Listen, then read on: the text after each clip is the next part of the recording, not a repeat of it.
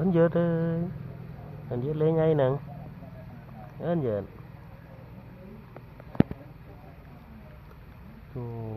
mặt thẳng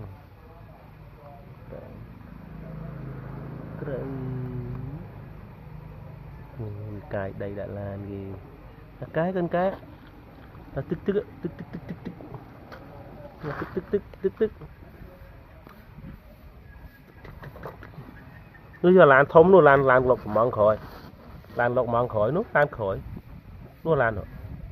nó lan nữa còn lan nữa nữa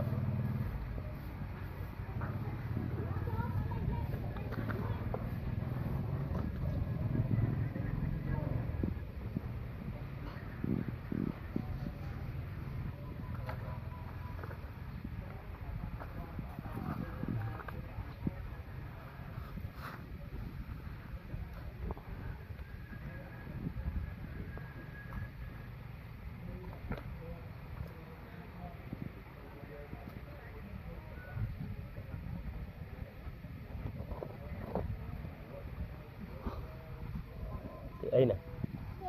từ ấy đừng ná lan ơn ná lan cái đấy biết mới có mưa lan cái đấy mới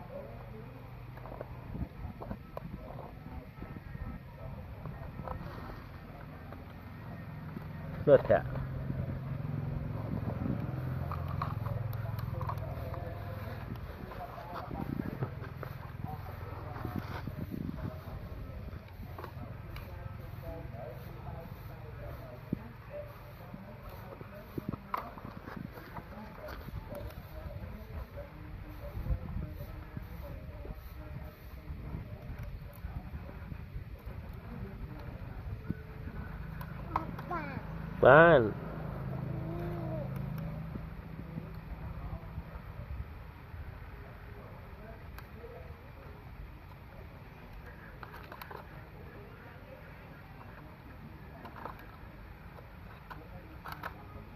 bạn bán pin nào